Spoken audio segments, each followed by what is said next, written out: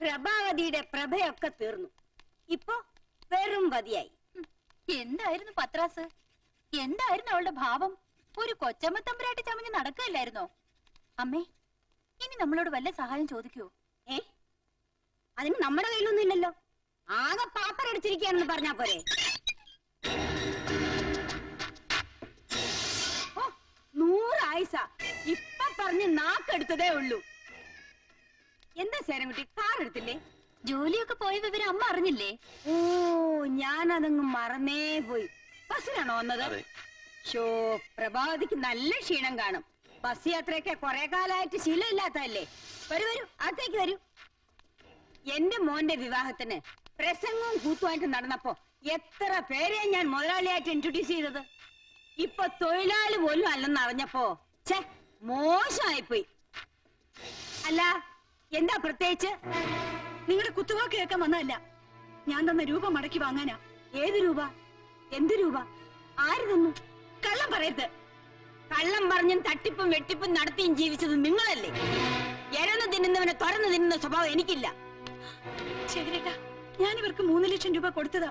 1 വർഷം കൊണ്ട് ഇരട്ടിയാക്കി തിരിച്ചു തരാമെന്ന് പറഞ്ഞാ വാങ്ങിയത്. ജീവിക്കാൻ വേറെ നിവൃത്തിയില്ലെങ്കിലേ 100 200 തന്ന് ഞാൻ സഹായിക്കാം. ലക്ഷങ്ങൾ വെറുതെ തരാൻ എന്റെ അടുത്തില്ല. ഞങ്ങൾ നിങ്ങളുടെ അവതാരത്തിന് വന്നതല്ല, വാങ്ങിച്ച രൂപ തന്നേ പറ്റൂ. ഇനി പ്രശ്നങ്ങൾ ഉണ്ടാക്കാനാണ് ഭാവമെങ്കിലേ ഞാൻ പോലീസിൽ കംപ്ലൈന്റ് ചെയ്യും. ഒരു വെട്ടിപ്പ് കേസ് ഉള്ളതുകൊണ്ട് അകത്തൊക്കെ എളുപ്പമുണ്ട്. നിർത്ത്. എന്റെ ഭാര്യ നിങ്ങളെ കാശ് ഏൽപ്പിച്ചിട്ടുണ്ടെങ്കിൽ അത് മടക്കി വാങ്ങാൻ എനിക്കറിയാം. കാണിച്ചോ? ഇപ്പൊ മനസ്സിലായില്ലേ? ശേഖരൻകുട്ടിക്ക് പണമുണ്ടെങ്കിൽ പ്രഭാവതിക്ക് ഇവരുടെയൊക്കെ മുമ്പിൽ സ്വർണ്ണവില്ല, അല്ലെങ്കിൽ വെറും പുല്ലുവില്ല. നീ വാ. അവനോട് ആ പ്രഭാവതിയെ പറ്റിച്ച് കുറച്ച് രൂപയുണ്ടാക്കിയ സന്തോഷത്തില്ല നിങ്ങളുടെ അമ്മയും പെങ്ങളും. ഈ അമ്മ എപ്പോഴും ഇങ്ങനെയാ. മോൾ അടുത്തുണ്ടായാലും എന്നെ വിളിക്കൂ. നീ എവിടെയായിരുന്നു ഇതുവരെ? ഒന്ന് ഉറക്ക വിളി കേട്ടെന്ന് കരുതി നിന്റെ വായിലെ മുത്തൊന്നും താഴെ വീഴില്ലല്ലോ. എനിക്കൊരു നല്ല കാപ്പി വേണം. ആ, എനിക്ക് ചായ മതി. നല്ല ചൂട് വേണം. ചായയും കാപ്പി മാറി മാറി എടുക്കാൻ ഇതെന്താ ഹോട്ടലാ? എന്തുപറ്റി? നീ അമ്മയോടും പെങ്ങളോടും പറഞ്ഞേരെ എന്റെ സ്വഭാവം മാറ്റരുതെന്ന്. എടീ, കാര്യം അവരെന്റെ അമ്മയും പെങ്ങളുവാ. അവരെനിക്ക് ശരിക്കും അറിയാം. നീ ഇങ്ങനെ നിന്നു കൊടുത്താ അവര് രണ്ടുപേരും കൂടി നിന്റെ തലയിൽ കയറി നിരങ്ങും. അതുകൊണ്ട് എന്റെ മോള് നോക്കിയും കണ്ടൊക്കെ നിന്നാ മതി. അമ്മയ്ക്ക് ഷുഗറിന്റെ അസുഖം വരാതെ നോക്കണ്ടേ? പഞ്ചസാര വേണ്ട. ഞാനിപ്പൊ പാറപ്പുറത്തിരുന്നാലും കാശ. അത്ര നല്ല സമയ രാജയോഗമല്ലേ. ഇപ്പൊ തന്നെ വെറുതെ കിട്ടിയ 3 ലക്ഷം രൂപ നിന്റെ പേരിൽ ഫിക്സഡ് ഡെപ്പോസിറ്റ് ഇടാൻ പോവുക. ഇതെന്താ ഒരു കപ്പ്? എനിക്കില്ലേ? ഭർത്താവിന്റെ അമ്മയെ പരിചരിക്കാം, അത് നാട്ടുനടപ്പ്. പെങ്ങളെ കൂടി പരിചരിക്കണമെന്ന് വെച്ചാ തളർവാദം ഒന്നും പിടിച്ചിട്ടില്ലല്ലോ. നല്ല ചക്ക പോലെയല്ലേ ഇരിക്കുന്നത്. തന്നെ അങ്ങെടുത്ത് കുടിച്ചാ മതി. എന്താ മധുരായിട്ടില്ലേ? അമ്മയ്ക്ക് ഷുഗറാണെന്നാ ചേട്ടൻ പറഞ്ഞത്. ഷുഗർ നിന്റെ അമ്മയ്ക്കാടി. മോളെ രേണു, നിന്റെ അമ്മയ്ക്ക് എറിഞ്ഞുടയ്ക്കാനായി നിന്റെ അച്ഛൻ വാങ്ങിക്കൊടുത്ത ഒരുപാട് പാത്രങ്ങൾ ഇവിടെ കാണും. വെറുതെ ഇരിക്കുകയാണെങ്കിൽ ഇതൊക്കെ തൂത്ത് വൃത്തിയാക്കിക്കോ. ഇല്ലെങ്കിൽ ഈ പൊട്ടിച്ചിതറിയ ചില്ലൊക്കെ നിന്റെ അമ്മയുടെ കാലിൽ തന്നെ കുത്തി കയറും. അത് പിന്നെ നിനക്കൊരു ജോലിയായി തീരും. ഹലോ, ഞാനാ ശേഖരൻകുട്ടി. എന്ത് വേണം? കമ്പനിന്ന് കാശ് വെട്ടിച്ച കേസിൽ എന്നെ പോലീസ് ചോദ്യം ചെയ്തു. മറ്റേ 3 ലക്ഷത്തിന്റെ കാര്യം എനിക്ക് പറയേണ്ടി വന്നു. പോലീസ് അവിടെ എത്തുമെന്ന് ഉറപ്പാ. പണം അവിടെ ഇരിപ്പുണ്ടെങ്കിൽ ഉടനെ മാറ്റിക്കൂ, അല്ലെങ്കിൽ തട്ടിപ്പിന് കൂട്ടുനിന്ന് പറഞ്ഞ് നിങ്ങളെ അകത്താക്കും. ശേഖരൻകുട്ടി, അബദ്ധമൊന്നും കാണിക്കരുത്. ഞാൻ രൂപ തന്നേക്കാം. ഇനി എന്റെ കയ്യിൽ തന്ന പ്രശ്നമാവും. ഒരു കാര്യം ചെയ്യും, ദാക്ഷായണി അമ്മയ്ക്ക് കൊടുക്കാൻ ഏൽപ്പിച്ച രൂപയാണ്. ഇനി അത് അവിടെ കൊടുക്കുന്നതാണ് സേഫ്. എന്താ മുഴിവാലായി? ആ കാശ് തിരിച്ചു കൊടുത്തില്ലെങ്കിലേ ചിലപ്പോ കേസും പുക്കാറും ആവും. ചങ്കു, ചങ്കു, ഇയാൾ ഇത് എവിടെ പോയി കിടക്കുന്നത്? ഞാനിവിടെ ഉടനെ ഞാൻ ദാക്ഷായണിയമ്മയുടെ വീട് വരെ പോണം. ഇയാളിത് എവിടെ പോണത്? ദാക്ഷായണിയമ്മയുടെ വീട്ടിലേക്ക്. അയ്യോ, അതല്ല. ആ പ്രഭാവതി തന്ന 3 ലക്ഷം രൂപ അവിടെ കൊണ്ടുപോയി കൊടുക്കണം. ഒന്ന് വേഗം ആവട്ടെ. കാശ് അതെന്റെ ഉണ്ടല്ലോ അല്ലേ?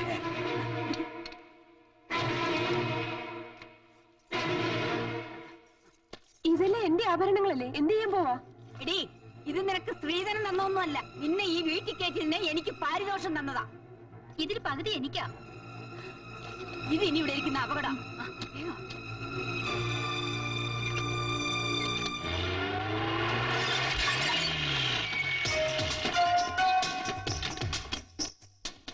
We are from Enforcement Department. ആരാ? എന്താ വേണ്ടേ? ഈ വീടും സെർച്ച് ചെയ്യണം. ഇവിടെ ആവുന്നില്ലല്ലോ. മാറിക്ക്. നിങ്ങളുടെ പേരിൽ ഒരു പരാതി കിട്ടിയിട്ടുണ്ട്. നാഷണൽ എക്സ്പോർട്സിലെ ശേഖരൻകുട്ടിയുടെ കയ്യിൽ നിന്നും 3 ലക്ഷം രൂപ തട്ടിയെടുത്ത ഒരു കംപ്ലൈന്റ്. അതിനെ കുറിച്ചൊന്നും എനിക്കറിഞ്ഞൂടാ. ഇതിലൊന്നും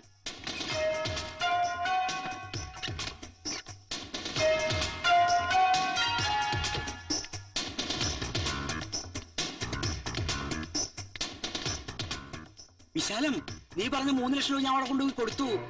പിന്നെ നീ പോലീസും പട്ടാളൊക്കെ ആർക്കാ കൊടുത്തത്? ദാക്ഷായണി അമ്മയ്ക്ക്.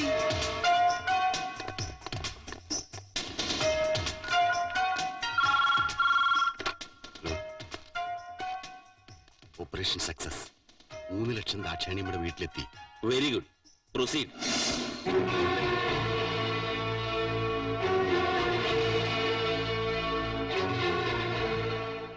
ഈ പണം നിങ്ങൾക്ക് എവിടെ നിന്ന് കിട്ടി? ശേഖരൻകുട്ടി കൊടുത്തിട്ട് വിശാലത്തിന്റെ വീട്ടിൽ നിന്ന് തന്നയച്ചതാ. എന്തിനാ ഈ പണം ഇവിടെ തന്നത്? എന്റെ മോന് കിട്ടണ്ട സ്ത്രീധന തുകയാ. സ്ത്രീധനം വാങ്ങുന്ന ശിക്ഷാർഹമാണെന്ന് അറിഞ്ഞൂടെ? ഇവരുടെ പേരിൽ സ്ത്രീ പീഡനത്തിന് കേസ് ചാർജ് ചെയ്തേക്ക്.